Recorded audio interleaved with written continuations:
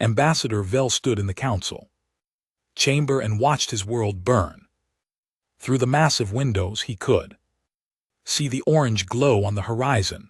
The fires were spreading, they had been spreading for 3 days now. Another colony just went silent, someone said behind him. Vel did not turn around, he knew.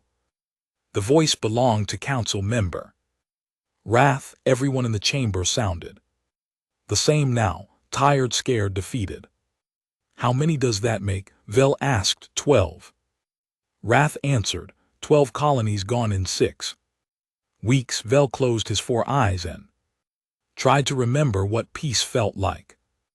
The Cry and LT, UNC and GT's coalition had enjoyed peace for 3,000 years, 47 different species living together, trading, sharing knowledge, exploring the stars.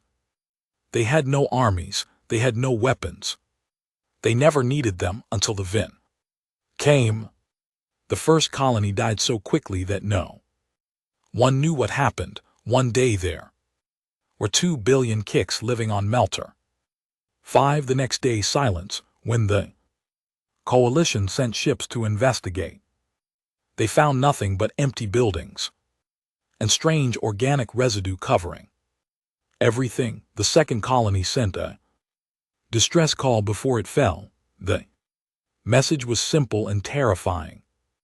They're eating everything. They're eating us. By the third colony they knew what the Vin were, a swarm species, a hive mind that consumed all biological matter in its path. They moved from world to world like locusts, stripping planets clean before moving on.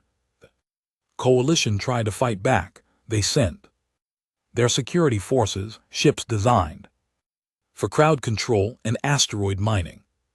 The Vin destroyed them in minutes. Coalition ships had mining lasers. Vin ships had weapons built for war. The council wants to surrender, Wrath said quietly. Vel turned to face him. Wrath was an elderly Cowrix, his shell faded with age. He had served on the council for 60 years. Vel had never seen him look so old. Surrender, Vel repeated. We tried that. We sent them messages. We offered them anything they wanted. They didn't even respond. Then what do we do? Wrath asked. We have no weapons, no soldiers, no defenses. We are scholars and artists and farmers. We are not fighters. Vel looked back at the burning horizon. Somewhere out there, the Vin were getting closer. They would reach the capital in days, maybe hours, and when they did, the Cowrich's coalition would end. 3,000 years of peace would become nothing but a memory. There must be someone who can help us, Vel said. We send distress calls to every species in the known galaxy. Wrath replied. No one answered. Everyone is either too far away or too afraid. Vel walked to his workstation and pulled up the old files. He searched through decades of diplomatic records looking for anything, any option they had missed. His claws moved across the controls, faster and faster until he found something that made him stop. What is this? He asked. The file was 50 years old. It was an application to join the coalition. The species called themselves humans from a planet called Earth. Oh, that, Wrath said, moving closer to look at the screen. We rejected them. They were unsuitable. Why? Vel asked. Reading through the file, their planet was classified as a Class 12 death world. Wrath explained. Do you know what that means? Everything on their planet tries to kill them. The weather, the animals, the plants, even tiny organisms in the water, and somehow they not only survived but became the dominant species. Vel kept reading. The file contained reports from the survey team that visited Earth. The reports described a species that was aggressive, territorial and violent. Humans had wars, they had weapons, they had killed each other by the millions throughout their history. They sound dangerous, Vel said. Exactly. Wrath agreed. Too dangerous. The council decided we did not want such a violent species in our coalition. We told them to reapply in a few hundred years after they had become more peaceful. Vel looked at the coordinates for Earth. It was not close, but it was not impossible to reach. Did the humans ever reapply? Vel asked. No, Wrath said. I think they were insulted by our rejection. They have kept to themselves ever since. Vel made a decision. It was probably a stupid decision. It might even be a dangerous decision, but it was the only decision he could think of. I'm sending them a message, Vel said. What? Wrath moved closer. Vel, no, the council did not authorize this. The council is preparing to die, Vel said. His claws moved across the controls, setting up a transmission to Earth. We rejected the humans because they were too violent, too dangerous, too good at war. But maybe that's exactly what we need right now. And if they come here? Wrath asked. If they are as violent as the reports say, then we face one danger instead of another, Vel said. But at least we face it trying to survive. He activated the transmission. The message was simple because Vel did not have time for complicated words. He recorded himself speaking, his voice shaking slightly. This is Ambassador Vel of the Cowrie and LT Unk and GT's coalition.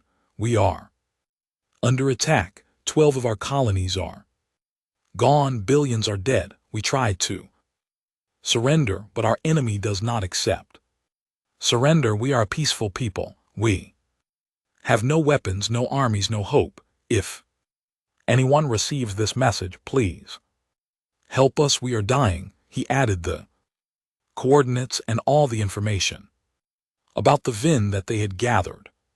Then he sent the message toward Earth at maximum speed. How long until they receive it? Wrath asked. 3 days, Vel answered. If they respond immediately and come at their fastest speed, maybe a week total. We don't have a week, Wrath said quietly. Vel looked out the window again. The fires were closer now. In the distance, he could see ships evacuating civilians. But there was nowhere safe to evacuate them to. The VIN were everywhere. I know, Vel said, but it's all we have. That night the VIN reached the capital city. Their ships filled the sky like a dark cloud. The coalition sent one final message to all frequencies, broadcasting to anyone who might hear. We surrender. We beg for mercy. Take what you want. Please stop killing us. The VIN responded by beginning their assault. They did not want surrender. They wanted extinction. Vel stayed at his post in the council chamber, watching the city burn and waiting for a response from Earth that might never come. Every few minutes he checked his communications panel. Nothing, just static and screams. 3 days passed. The fires grew larger. The VIN consumed more of the city. Half the council was dead. The rest were hiding in bunkers deep underground. Vel checked his panel again. Still nothing from Earth. He sat down and put his head in his hands. It was over. The coalition had lasted 3,000 years, and now it would end because they had been too peaceful to defend themselves. Then his panel beeped a new message. He jumped up and opened it with shaking claws. The message was short, just 5 words in the human language, which his translator converted instantly. Received your call, coming now. Vel stared at the screen. They answered. The Humans from the Death World had actually answered. He just hoped they would arrive in time. Captain Tay stood on the bridge of the Indomitable and watched the Cowrich system appear on his screens. 72 hours. That was how long it took for Earth's fastest ships to reach this place after receiving the distress call. Sensors are picking up debris fields, Lieutenant Hana said from her station. She was young for a tactical officer, but she had sharp eyes and quick hands. Looks like recent battles, very recent. Tay nodded. He had read the Cry's message. H-100 read times during the journey. A peaceful species begging for help, an enemy that did not accept surrender. He had seen many things in his 20 years of service, but this felt different. How many ships did we bring? Asked Ambassador Vell through the communication channel. The Cry had been sending constant messages since detecting the human fleet. 5. Tay answered simply. There was a long silence. Tay could almost hear the disappointment in that silence. 5 ships to save an entire civilization. How many soldiers? Vell asked, his voice quieter now. About 2,000, Tay said.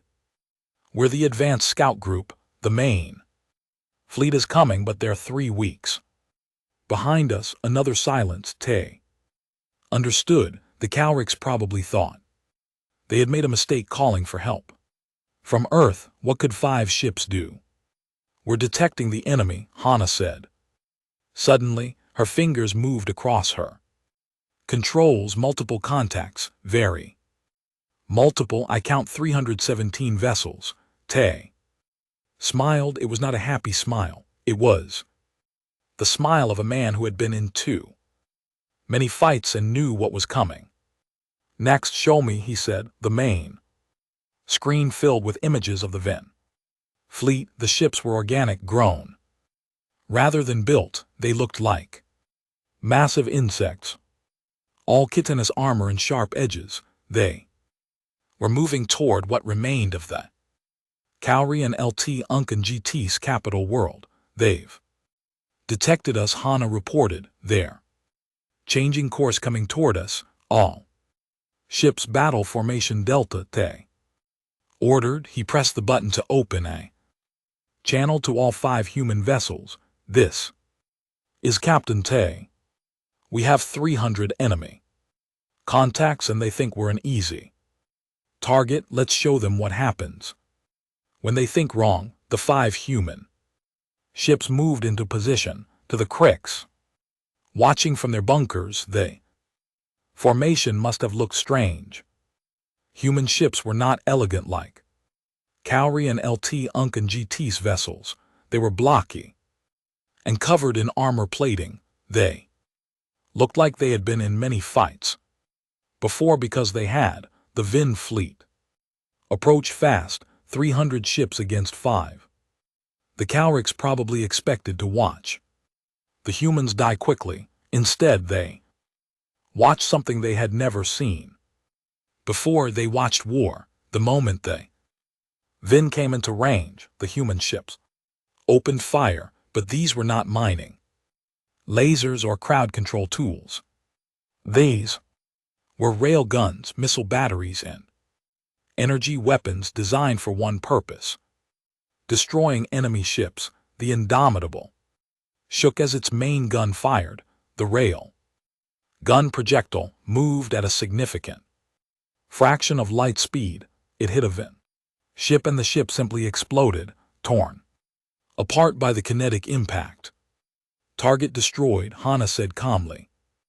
Acquiring next target. All around them, the other human ships were doing the same. The Vin tried to return fire, but human ships were faster, more maneuverable, and their shields were designed to take hits. Enemy ship trying to ram us, Hana warned. Let it come, Tay said. At the last moment, the Indomitable rotated and fired its maneuvering thrusters. The Vin ship missed by meters. As it passed, the Indomitable fired point defense weapons directly into its exposed underside.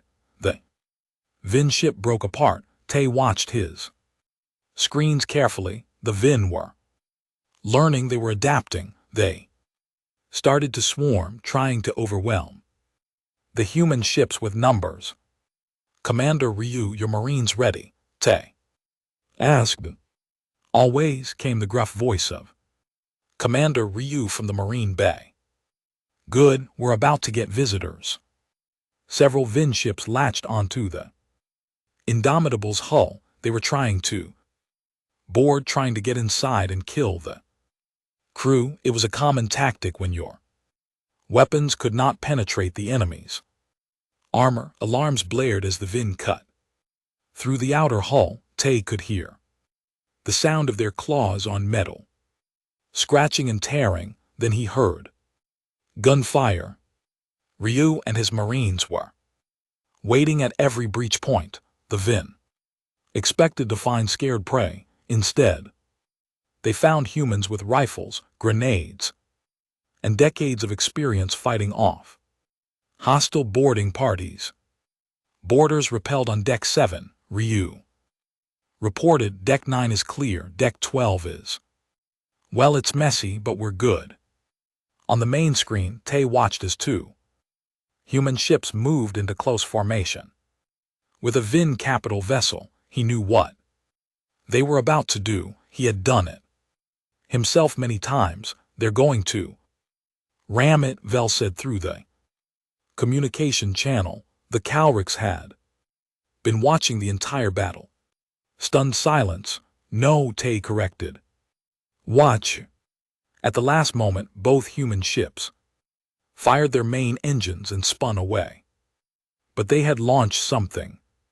Boarding pods, dozens of them slamming into the Vin ship's hull. Marines are inside the enemy flagship, Hana reported. What happened next took 12 minutes. 12 minutes of humans fighting through a ship full of Vin soldiers. Then the Vin flagship's weapons went silent. Its engine stopped. The entire ship went dark. "Enemy flagship captured," Hana said with satisfaction.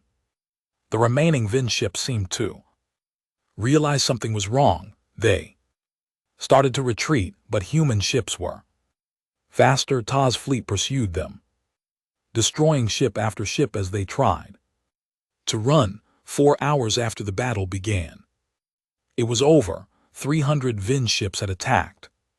273 were destroyed. 27 were captured. 0 escaped. 5 human ships, not a single one seriously damaged. Tay opened a channel to the Cry and LT, Unk and GT's capital. "This is Captain Tay of the Indomitable. The immediate threat has been eliminated. We're sending medical teams and supplies down to the surface." "How?" Vel asked. His voice sounded strange. "How did you do that?" Tay looked at the debris field floating around his ship. "We've been fighting wars since before we discovered fire," he said quietly. 3 separate hostile species have tried to conquer Earth in the last 50 years. We learned how to fight or we died. We chose to learn, but your ships, Vel said, they're so small compared to the Vin fleet. Hana smiled at her station. She pressed a button and sent a file to the Creeks. "Those are tactical doctrines," she said. "Ramming, boarding, atmospheric combat drops, guerrilla warfare, combined arms, electronic warfare. We have 3,000 years of military history. The Vin have only ever fought species that couldn't fight back." Ta stood up from his command chair. "We're going to help you rebuild, but first we need to talk about defense. The Vin will come back. They always do." "How many soldiers did you say you have?" Vel asked. "Again, on these 5 ships, 2,000, Tay answered. He looked at his crew. Hana at tactical, Ryu preparing his Marines for Surface deployment, engineers already. Working to repair minor damage, we're. Just the scouts, the vanguard, the main. Fleet is coming, how many ships in? Your main fleet, Vel asked Tay. Smiled enough.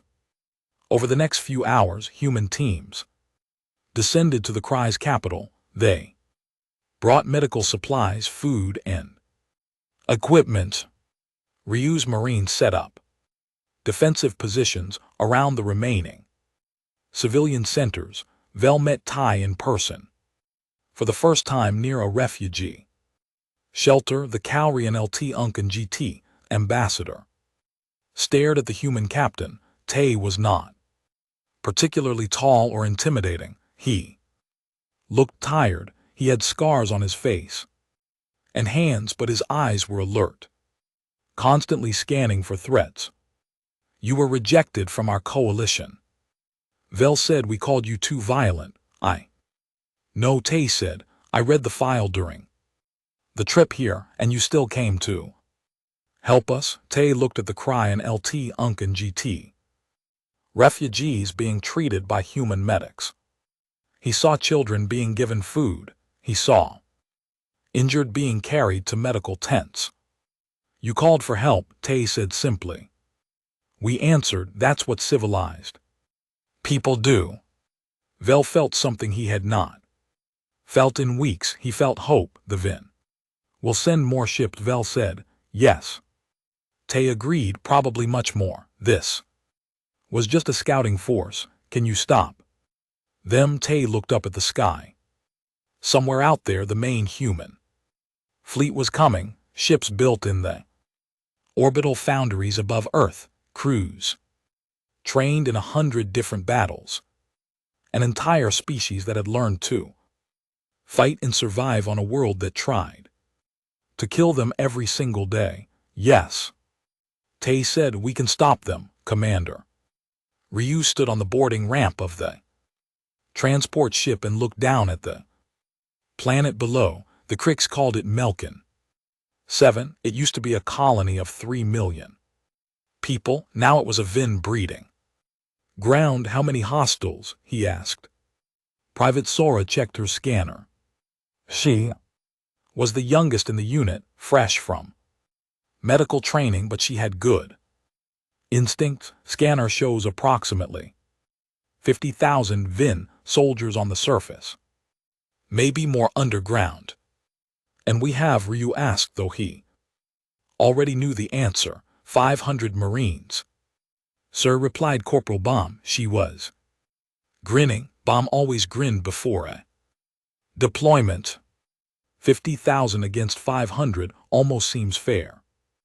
Ryu allowed himself a small smile. His Marines were good. They had trained on Earth where the gravity was higher and the air was thicker. They had trained in deserts where the heat could kill. They had trained in frozen wastelands where the cold could kill. A planet full of Vin was just another Tuesday. Remember the mission, Ryu said. There are still Cry civilians down there hiding, scared. We find them, we protect them. We get them out. Killing Vin is secondary. Sir, yes, sir, the Marines responded. The transport ship shook as it entered the atmosphere. Below them, Vin ground. Weapons opened fire. The transport shields absorbed most of it. The rest bounced off the armored hull. 30 seconds, the pilot announced. Ryu checked his rifle one more time. Standard Earth military weapon fired. Solid projectiles at high velocity. Simple, reliable, deadly. The Cowricks had energy weapons that were more elegant. But human soldiers preferred guns that worked even when covered in mud, blood, and alien guts. 10 seconds, the ramp opened. Wind and noise rushed in.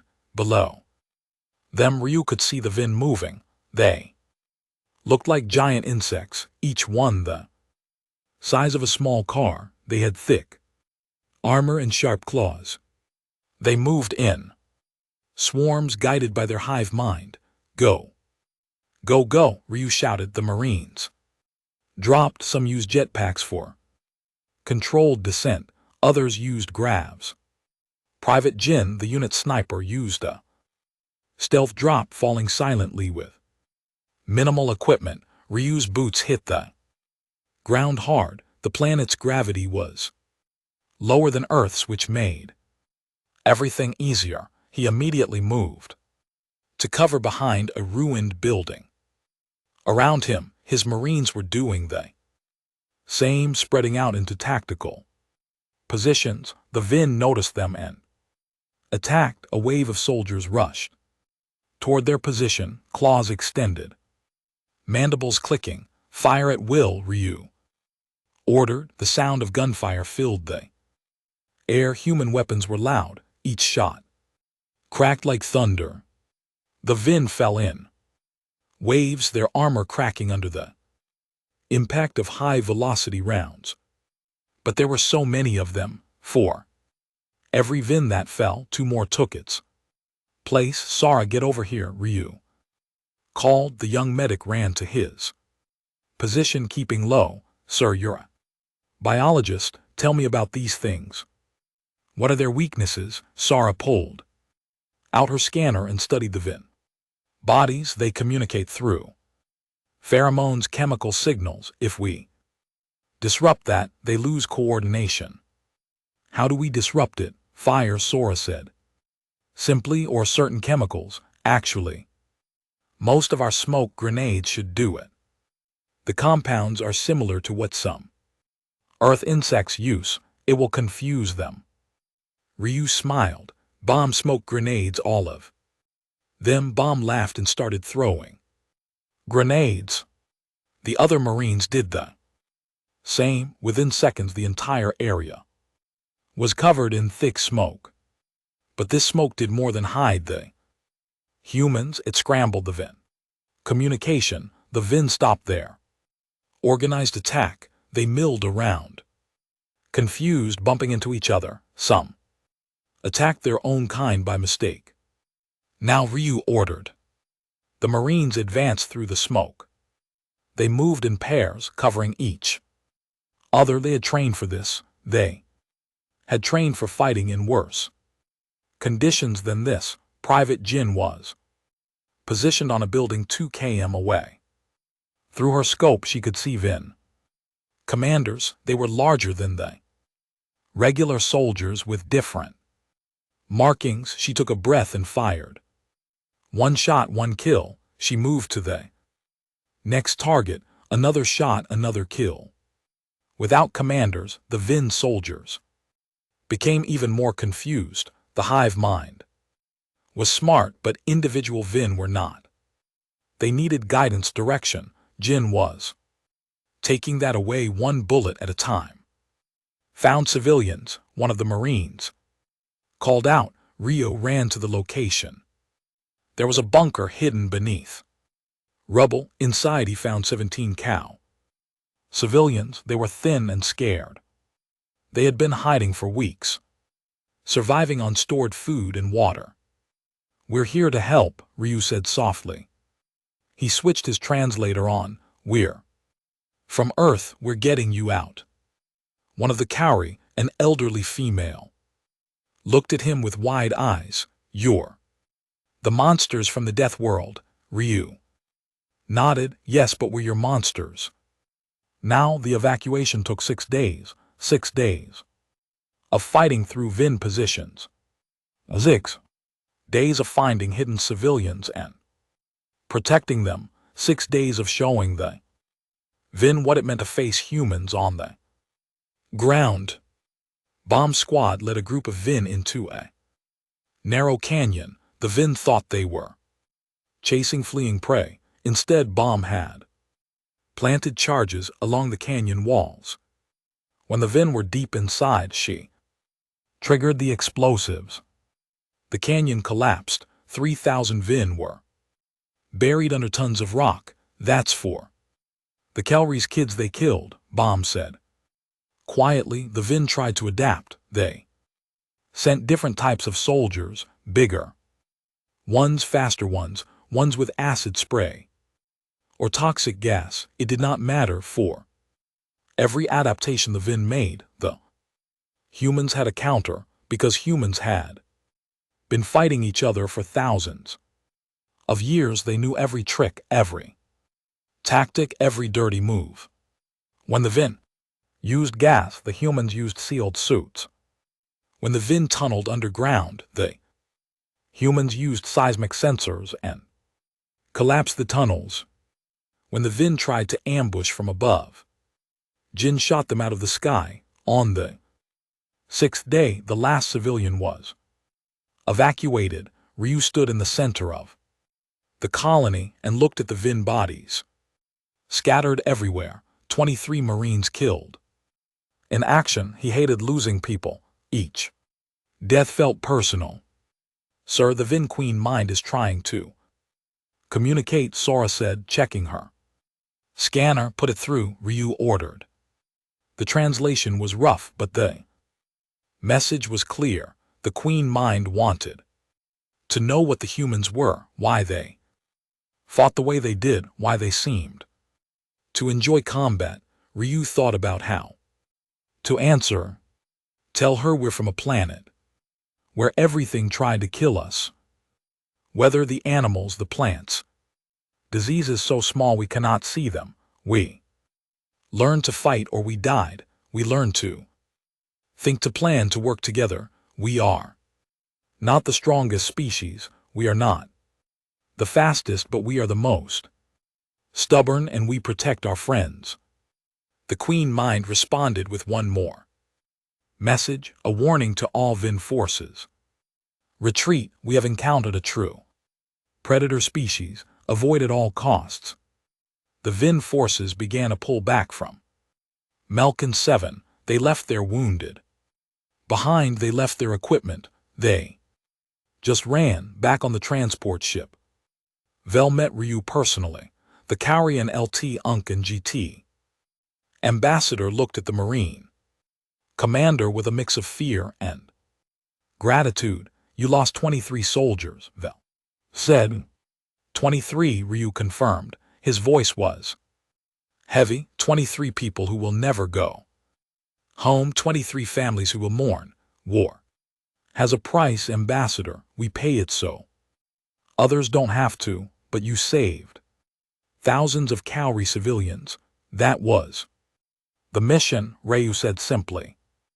Vel watched as the Marines prepared for the next deployment. They were cleaning weapons, checking equipment, joking with each other. Some were crying privately for their fallen friends, but they were all ready to go again.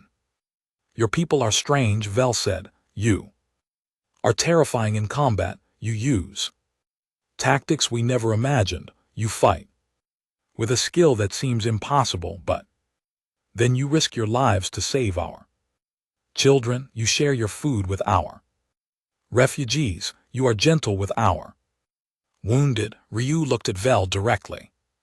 That's what makes us human, ambassador. We know when to be monsters and when to be protectors. We learned that lesson long time ago. Sometimes to protect the innocent, you have to become something scary to the guilty, the other species in the galaxy call Earth a death world. Vel said. They're right, Ryu said.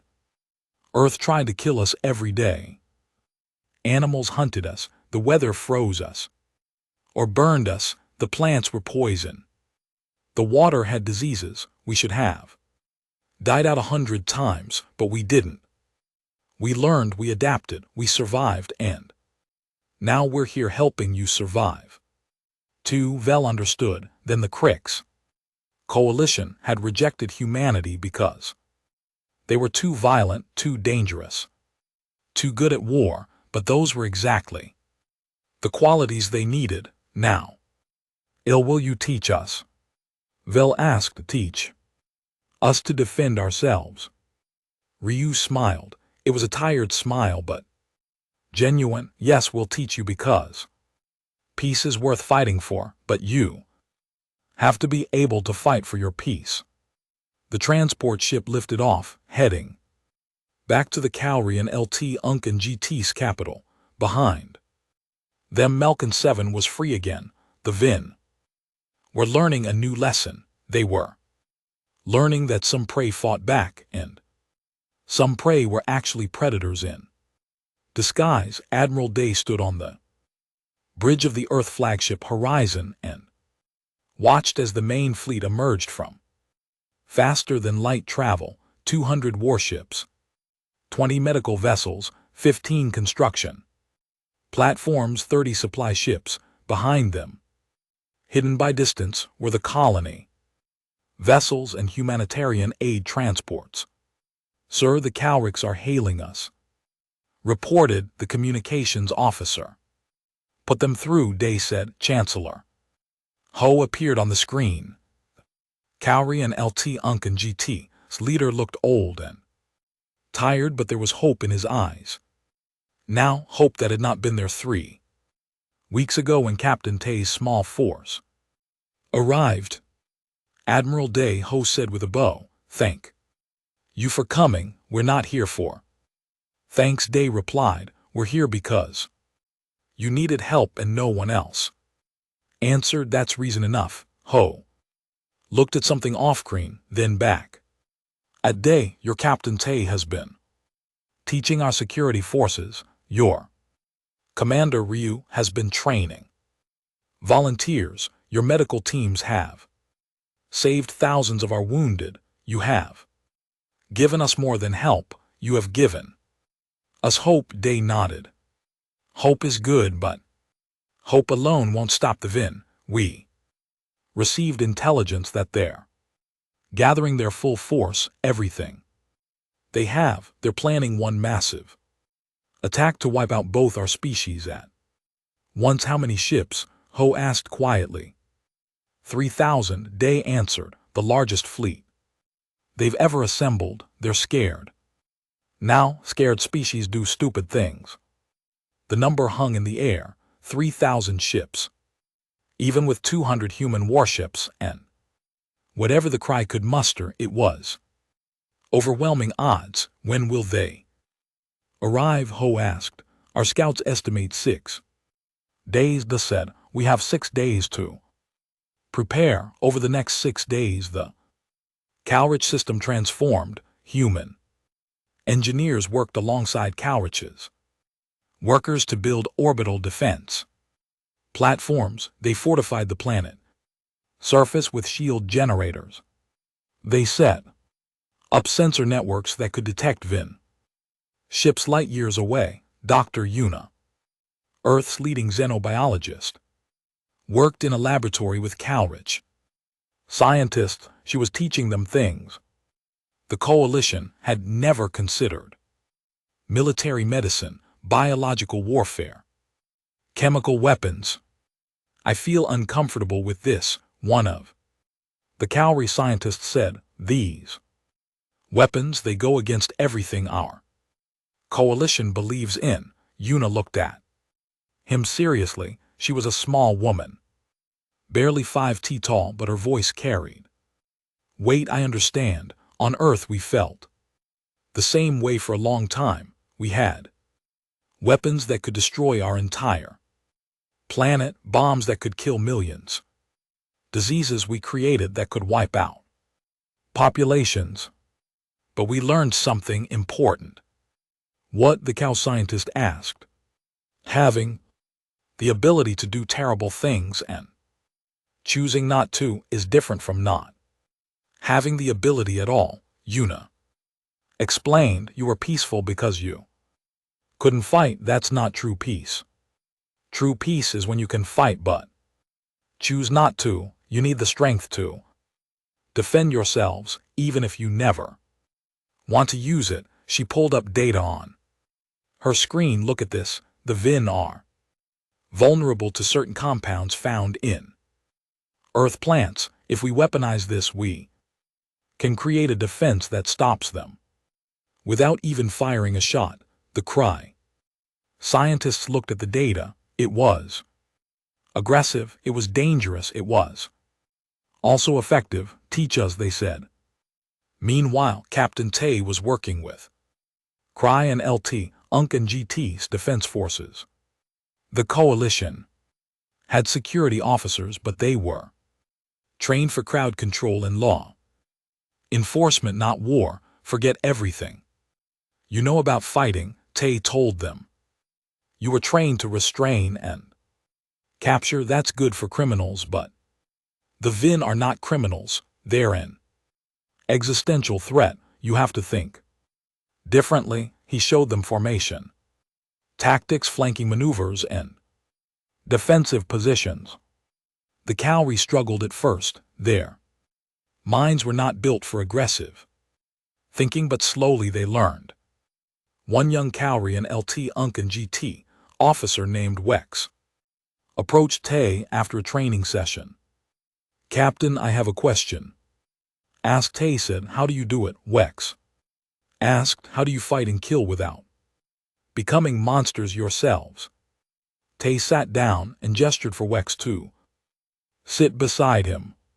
That's the hardest question on earth. We struggled with this for our entire history. We've had wars that killed millions. We've done terrible things to each other, but we learned. What did you learn? We learned that violence is a tool, not an identity. Tay explained. A hammer can build a house or break a skull. The tool is neutral. It's the person using it that matters. We fight to protect, not to destroy. We use violence to stop violence. The moment we start enjoying the killing, the moment we stop seeing our enemies as living beings, we become the monsters we're fighting against. But you're so good at war, Wex said. Yes, Tay agreed, because we have to be, but being good at something doesn't mean we like it. I hate war.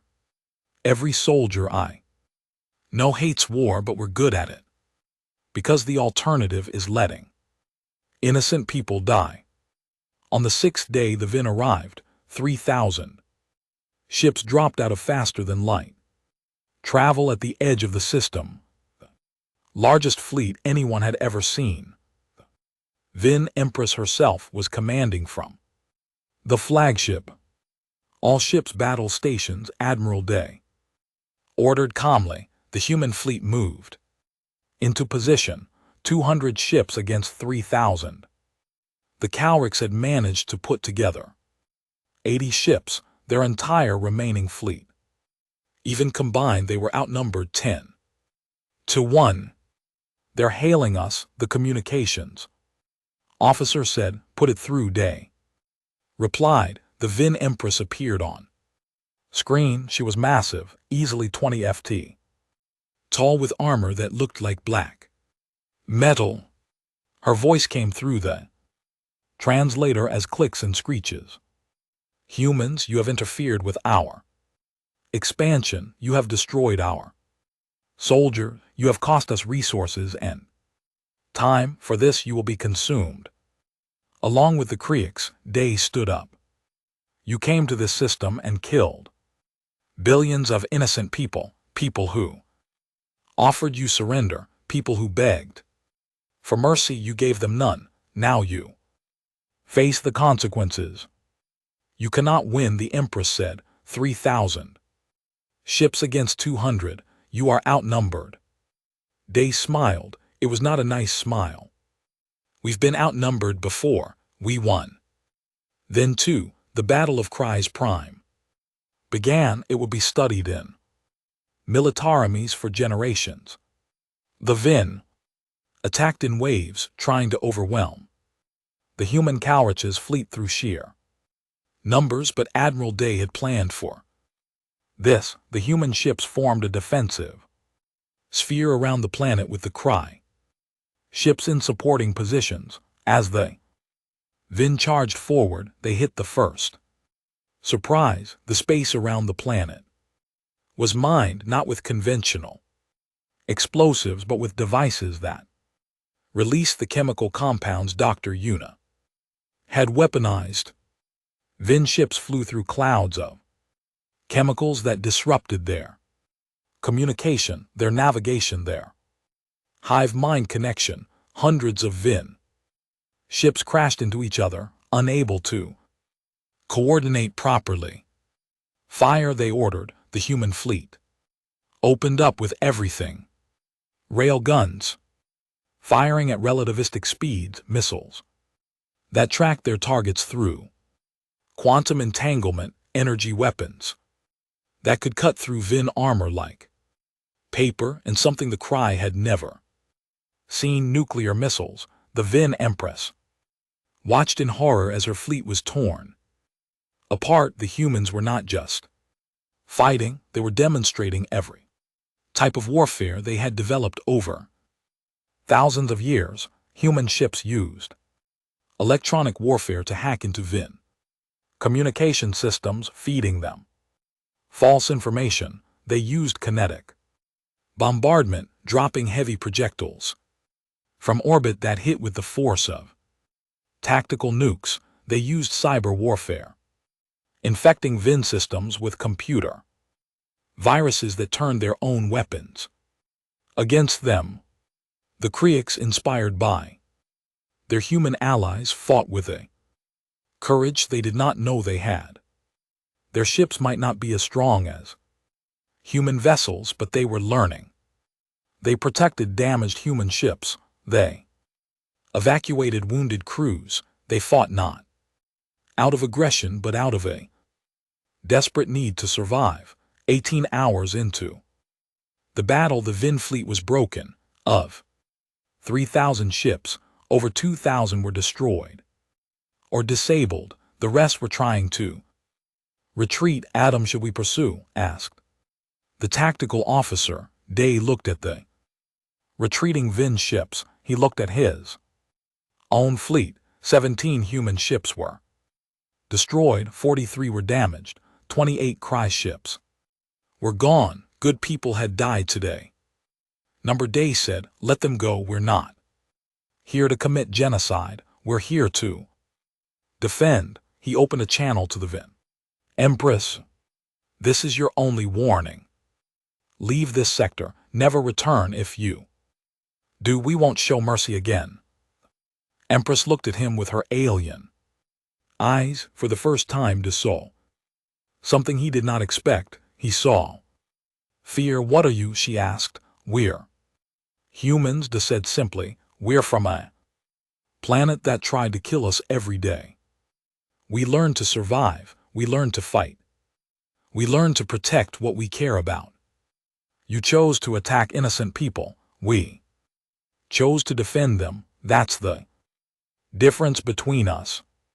The Vin fleet jumped to faster than light travel and disappeared. They would not return. The Vin Empire would mark this sector as forbidden space, the place where they met a species that fought back harder than they could imagine.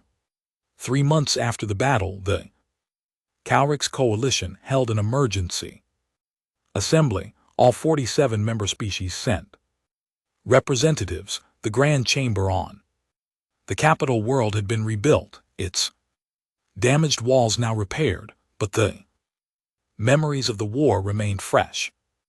Chancellor Ho stood at the center podium and looked at the assembled delegates.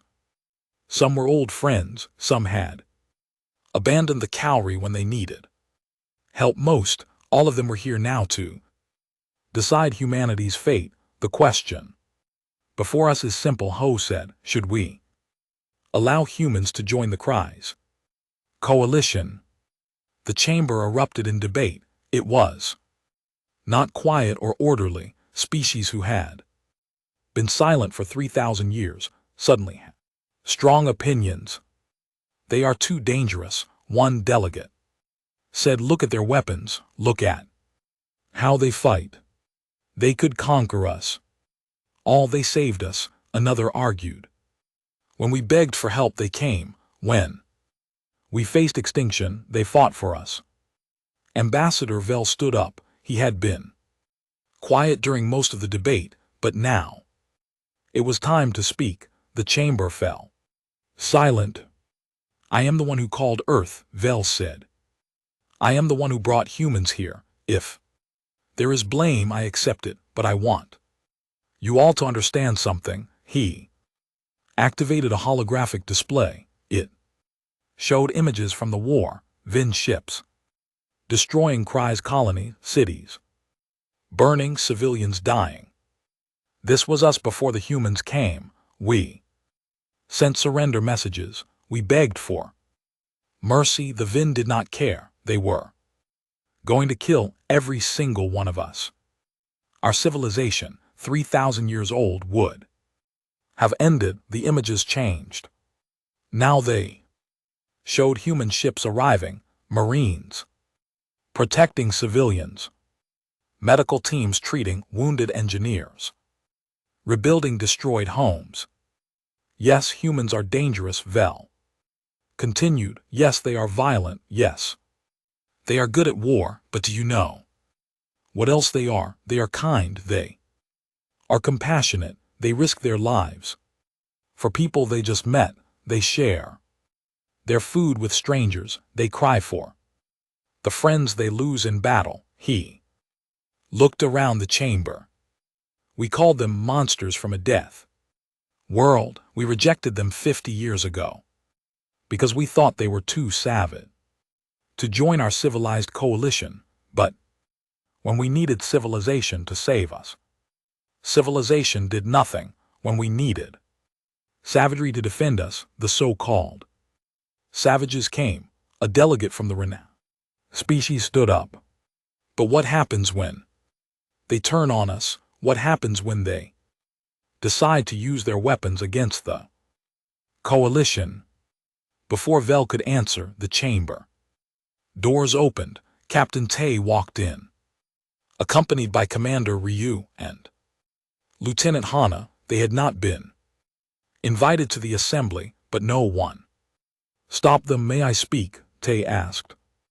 Ho nodded. Please. Tay walked to the center of the chamber. He looked tired. The war had aged him, but his voice was steady. I understand your fear, Tay said. You look at us and see weapons.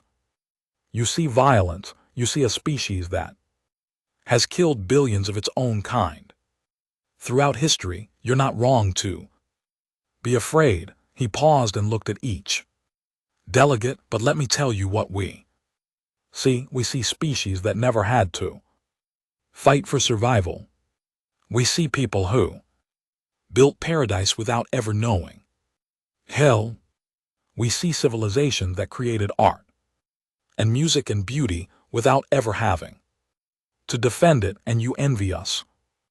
Delegate asked. No, Tay said firmly. We admire you. On Earth we killed each other for thousands of years before we learned to work together. We had wars that destroyed continents. We created weapons that could end all life on our planet. We did terrible things, but we learned from those mistakes. We learned that violence should be the last option, not the first. We learned that protecting life is more important than taking it. Hana stepped forward. Earth didn't send us here to conquer. We came because someone asked for help. That's what we do. 3 other hostile species have tried to invade Earth.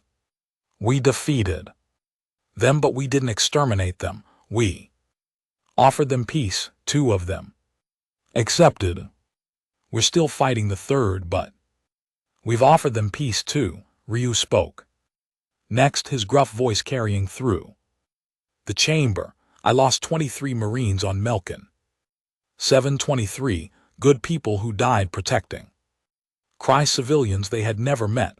We didn't ask for payment. We didn't demand territory. We just did what was right. The chamber was quiet. The delegates were thinking. Some looked convinced. Others still looked afraid. Then a small cowrie child walked into the chamber. She was holding the hand of a human Marine, a young woman named Nari. The child walked up to the podium and looked at the delegates with big eyes. The monster saved me, the child said in a small voice. I was hiding in the dark. I was scared. the bad things were coming. Then the humans came and they protected me. They gave me food. They told me I was safe. They're not monsters, they're friends. Ho knelt down beside the child. Thank you for speaking, he said gently. Then he looked at the assembly. This child speaks the truth. We need to vote, all in favor of allowing humanity to join the Cry Coalition.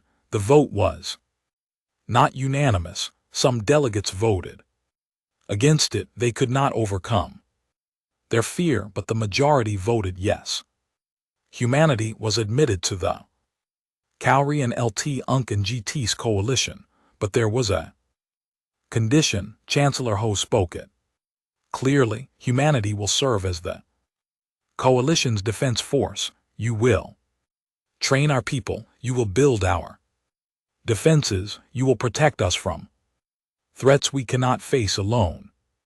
Admiral Day, who had been watching from the back of the chamber, stepped forward. We accept, but we have a condition too. We will defend you, but we will also teach you to defend yourselves. Peace is worth fighting for, but you must be able to fight for your peace. Agreed, Ho said. Over the following months, the transformation began. Human military advisors were stationed on every coalition world. They taught tactics, strategy, and defensive warfare, not to create aggression but to create strength. Human engineers built defense platforms and shield generators. They showed the Cowrie how to detect threats early and respond effectively. Dr. Yuna continued working with coalition scientists, sharing medical advances and biological knowledge. But she also taught them about ethics in warfare, about rules of engagement, about the difference between necessary force and cruelty. Captain Tay became the human ambassador to the coalition. He spent his days in diplomatic meetings, helping the coalition understand Earth culture.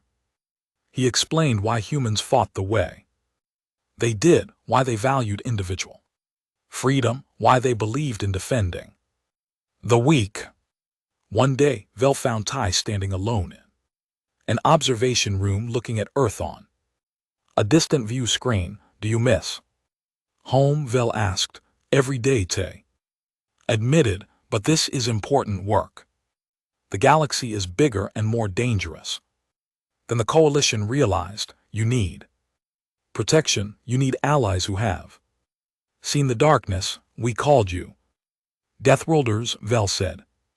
We meant it as an insult. Tay smiled. I know, but you know what? It's accurate. We are Deathworlders. We came from a planet that tried to kill us in a million different ways, and we survived. We thrived. We learned that life is precious because it's hard to keep. We learned that protecting life sometimes means being willing to fight for it. Are all humans like you? Vel asked. Like me? No, Tay said. Humans are diverse. We have artists and poets and farmers and scientists. We have people who have never held a weapon in their lives, but all of us, every single human, knows what it means to survive because Earth taught us, and now we're here to teach you. Months turned to years. The Cry Coalition grew stronger. They had defenses now. They had trained security forces. They had the knowledge to protect themselves. The Vin never returned. Other aggressive species heard about what happened at the Battle of Cry's Prime. They heard about the humans who came from a death world and defeated an empire. They decided to leave the coalition alone. 5 years after the war, Vel visited Earth for the first time. He stood on the surface and felt the heavy gravity pulling at him. He smelled the air thick with oxygen and 1,000 different scents. He saw animals that could kill him without effort. He saw weather patterns that seemed impossible. "This is your home," Vel said in wonder. "This is the world that created you." Ryu, who was showing him around, nodded. "Everyday Earth tries to kill us. The heat, the cold, the animals, the storms, diseases, even the plants. But we love it anyway. It's harsh, but it's beautiful. It made us strong, but it also taught us to appreciate life." That night, Vel attended a ceremony at a human military base. They were honoring the Marines who died at Melkin 7. Each name was read aloud. Each soldier was remembered. Families wept, friends embraced, and Cowrich's civilians who had been saved stood beside them, mourning people they had never met but who had given their lives for them. Vel understood. Then humans were not monsters. They were survivors who chose to protect others. They were warriors who valued peace. They were, despite everything, hope. Years later, a young Crix asked Tai, who was now quite old, "Are humans scary?" Tai, his hair gray now, his face lined with age, knelt down with difficulty. He smiled at the child. "Only to our enemies," he said gently. "To our friends, we're just people who have learned to survive, and now we're teaching you to survive too." The child thought about this. "My teacher says Earth is a death world." "It is." Tai confirmed. "But you still live there." "We do, because home is home even when it's dangerous. And maybe especially because it's dangerous, it reminds us that life is precious, that every day is a gift, that protecting each other matters." The child nodded, not fully understanding, but trusting this old human who spoke with such kindness. As Tai watched the child run off to play with other Krieks and human children, he thought about the journey from rejection to alliance, from fear to friendship, from seeing humans as monsters to seeing them as protectors. The galaxy had learned an important lesson: strength without compassion is tyranny, but compassion without strength is vulnerability. True peace required both, and humanity forged on a death world had learned to balance both. The Cowrix coalition was no longer just a collection of peaceful species hoping violence would never find them. They were now a coalition that could defend their peace, and at the center of that defense stood the Deathworlders, the humans, the species that survived hell and then reached out to save others from it. Vel, now Chancellor of the coalition, often thought back to that desperate day when he sent the distress call to Earth. He had been afraid they would bring more violence. Instead, they brought hope. "We called them Death Worlders," he told the coalition assembly. Years later, "We meant it as a warning, but I use it now as a title of respect. They came from death and chose to protect life. They are Deathworlders, and we are grateful they answered our call."